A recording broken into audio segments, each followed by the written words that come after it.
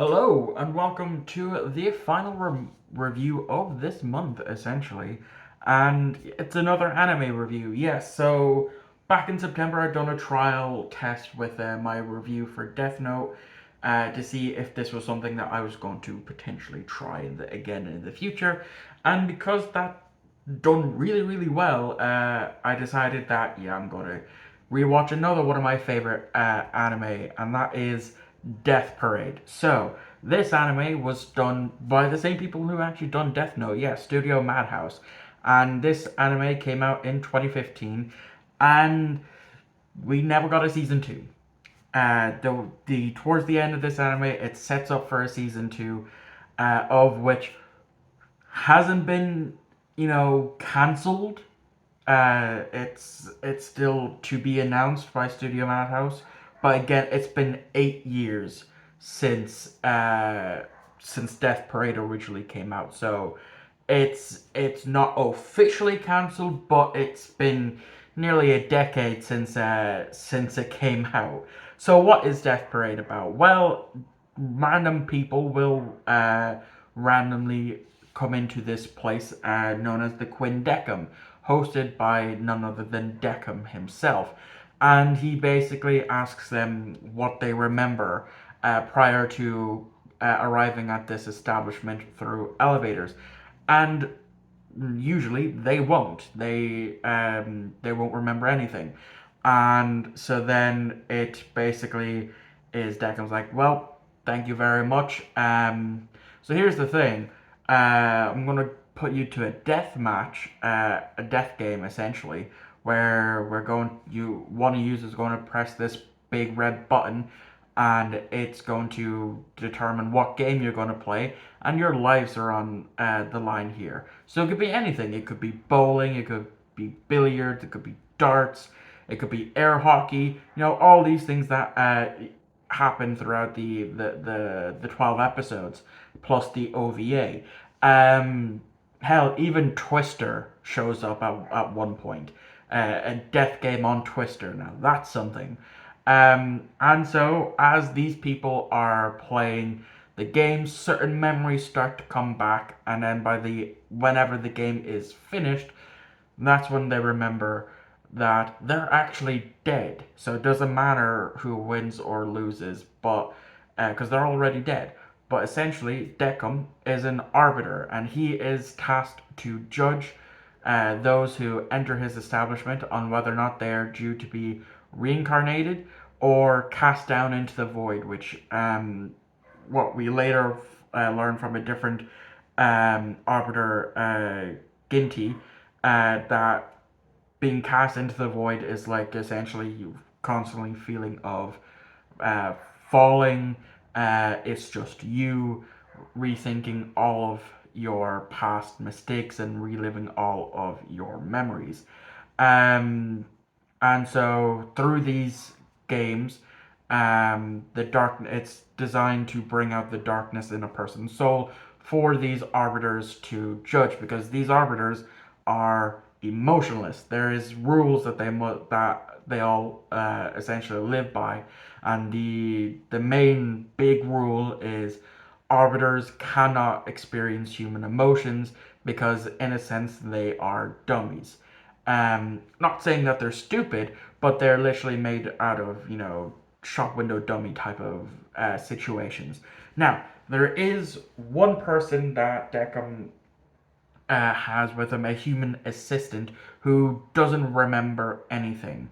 And that is prior to having her memories erased, she was sent to Deckham, but she already knew she was dead, which is very unusual because a lot of time, as I mentioned, anyone that goes to any of the arbiters, they do not remember dying. They don't remember that they're dead. So that kind of made it impossible for Deckham to pass judgment on her. And so he contacts the head of the arbiters, Nona, and she basically decides to wipe her memory and to extend her judgment period to 3 months, and have her work alongside Deckham whilst he's doing the his judgments, and it turns to be like a very good thing because she gives Deckham a human perspective on a lot of these situations. Especially after the first episode with these just freshly married couple that have just died. They play a game of darts. They figure out that they're dead. In the end, and one of them, the husband, thinks that she cheated on him and that the kid that he accidentally killed, not knowing that she was pregnant, wasn't his, and so she lied to him in order to give him that bit of peace. And it's not until after Nona and this person goes up to Deckham at the end of the episode, like after all the credits are rolled, she points this out to him, that the only reason why she said that was to give him peace. And in the end, he gets reincarnated and she gets cast down into the void. And it turns out, she did cheat, but she instantly regretted it type of situation.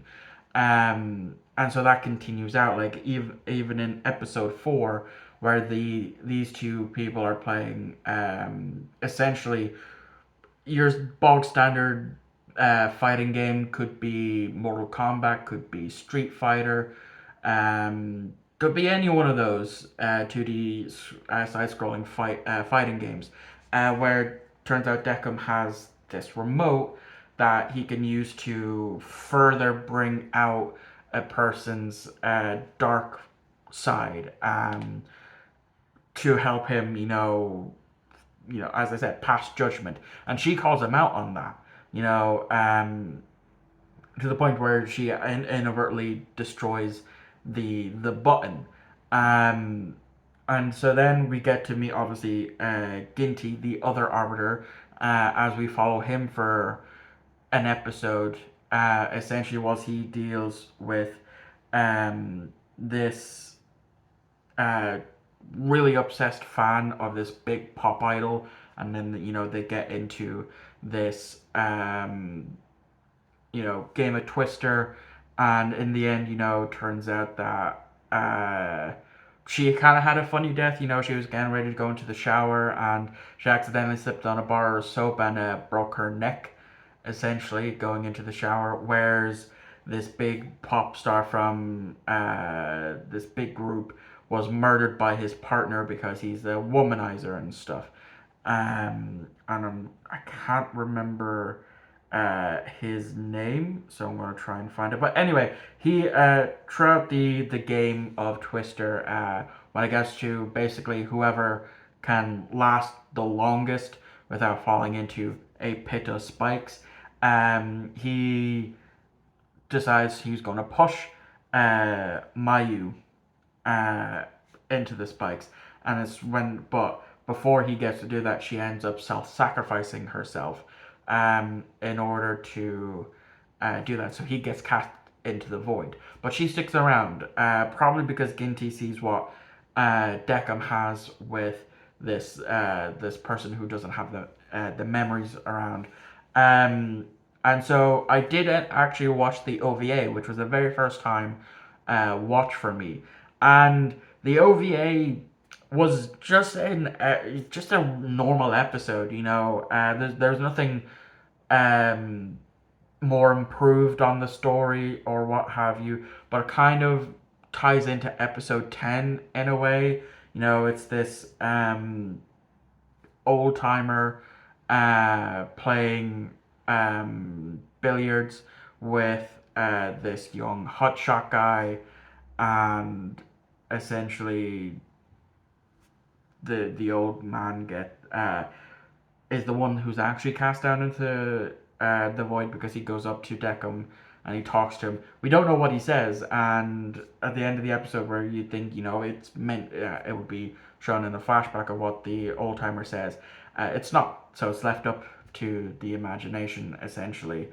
Um, and so it's by episode 10, um, that's when we learn the person's name. But prior to that, I'm going to talk a bit about the two-part episode 8 and 9, because it's one where we also now learn through Nona talking with this old person who used to run the arbiters, whilst they play billiards, but also she goes to visit a bunch of other people, including Quinn, the original owner of the Quinn Deckham bar, where potentially we do know Deckham is an arbiter, obviously, but he's an arbiter with human emotions.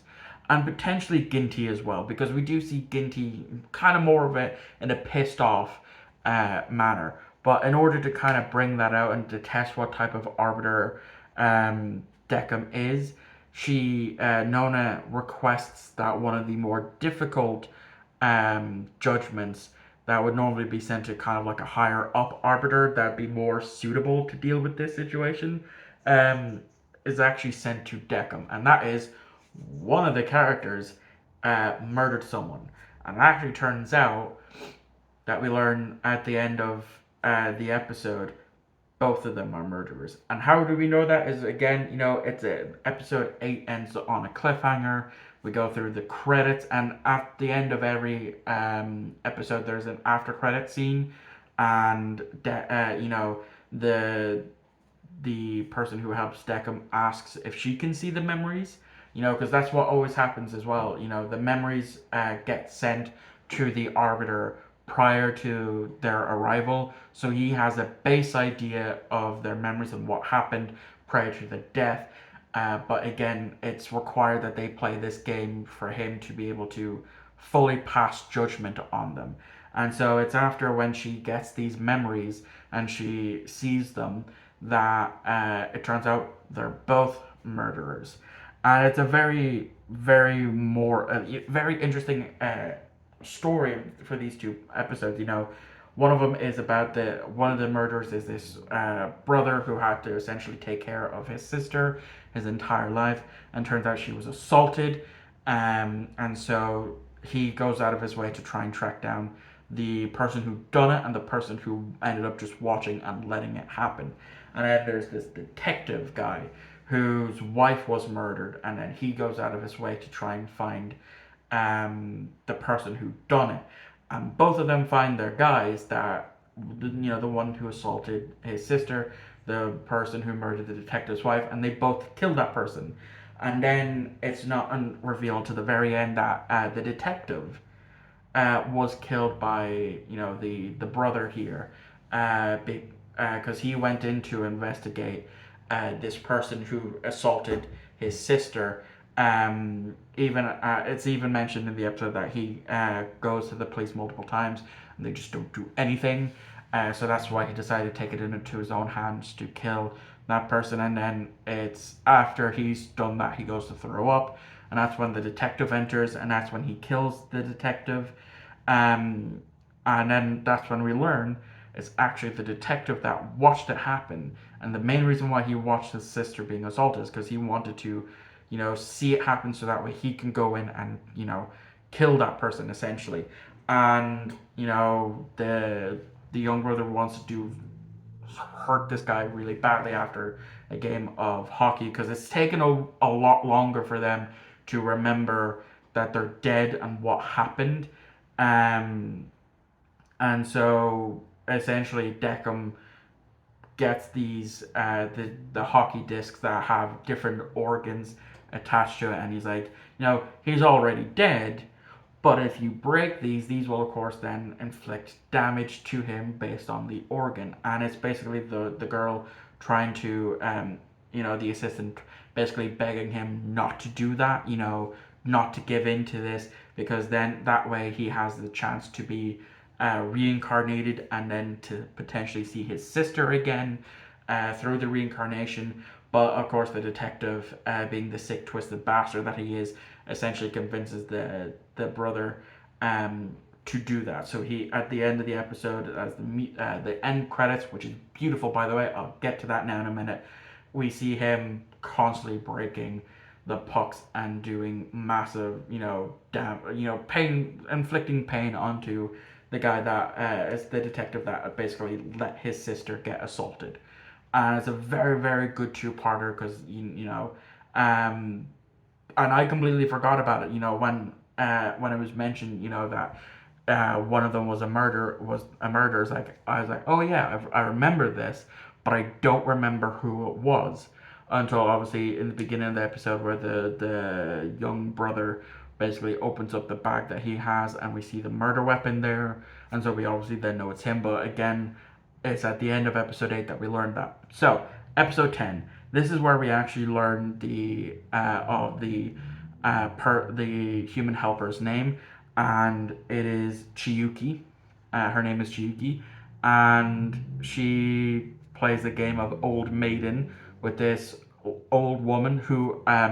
Main reason why I mentioned this is her husband actually was the one who appeared in the OVA, and how you know this is because when we get a bit of flashbacks into this old cartoonist life, essentially, we do see that a very same old man um, that is there that has already passed on. So, um, and so they play it, and that's when Chiyuki remembers her name.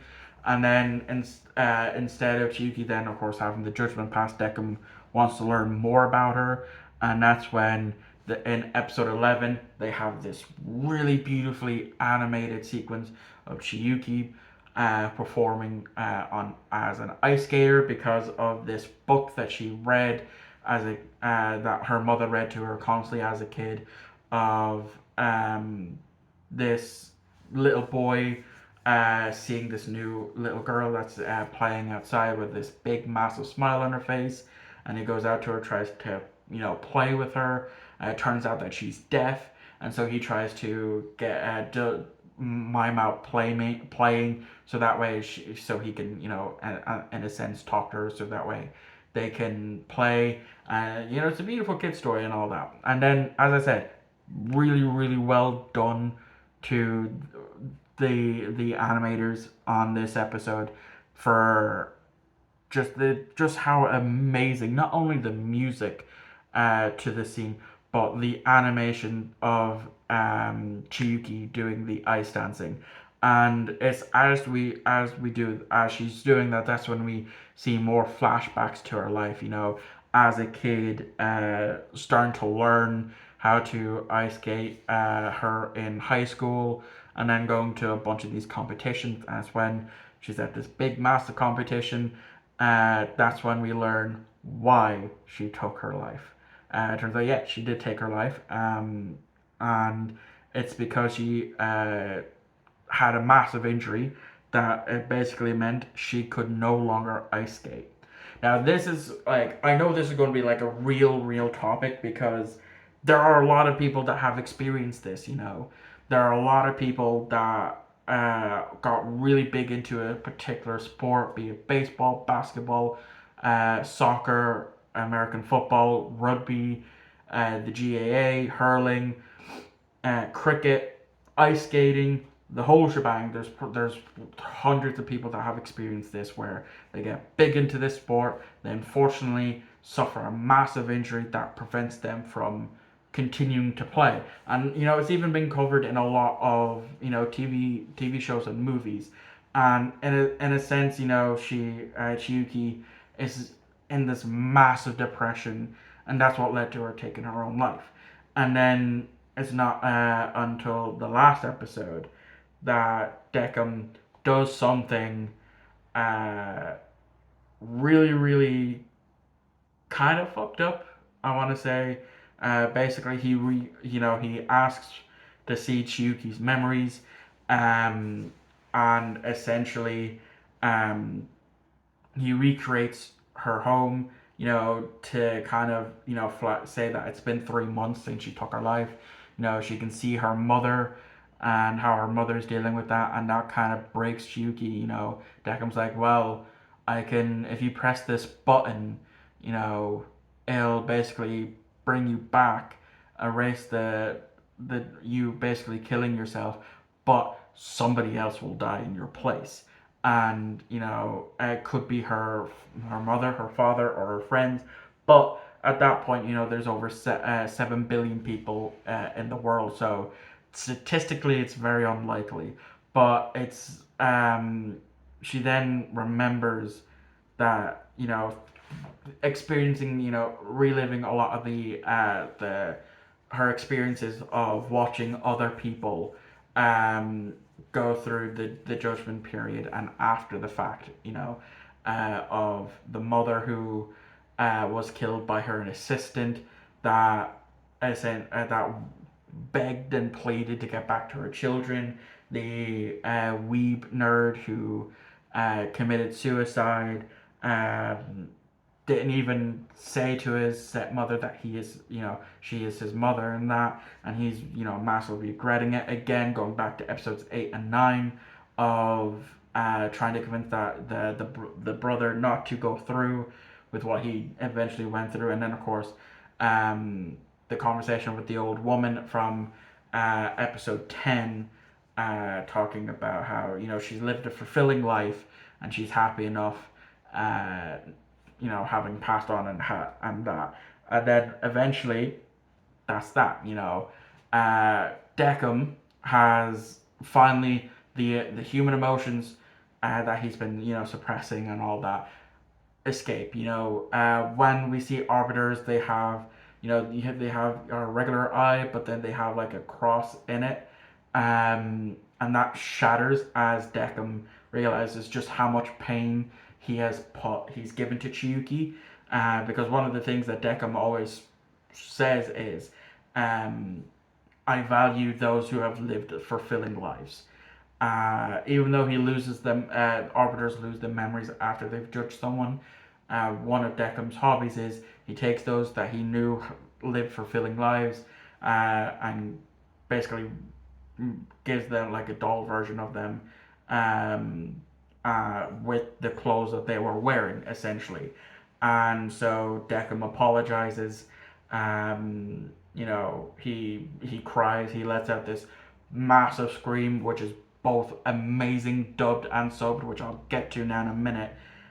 And eventually they go back up to Quinn Deckham, and Chiyuki goes to be reincarnated, and that is when the show ends. Now, as I said, it does tease a second season, because of the whole, Nona is as I said, is the one who gave Deckham potentially Ginty human emotions, and so she wants to change how arbiters pass their judgment, which obviously the person who ran things before handing it off to Nona is very against that.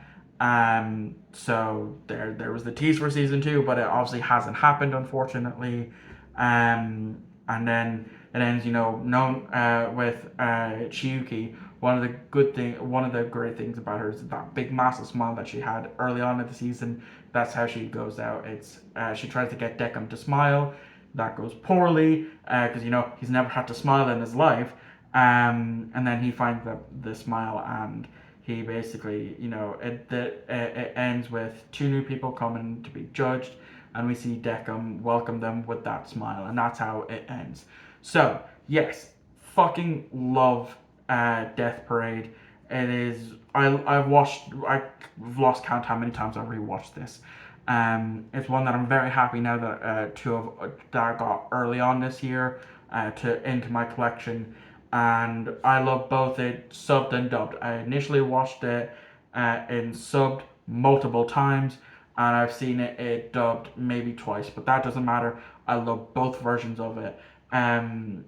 Both English and Japanese voice actors for Deckham, Chiyuki, Ginty, all of them absolutely amazing. I absolutely loved it, and I loved my rewatch of Death Parade this time. Highly recommend it to anyone.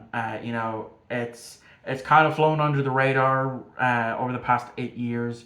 Unfortunately, not a lot of people talk about it. There is actually a cheeky little reference to Light Yagami from Death Note in episode 11 of uh, Death Parade now, because done by the same studios. So yeah, thank you all for watching. I hope you enjoyed, and I'll catch you all for the monthly pickups, which should be the next upload.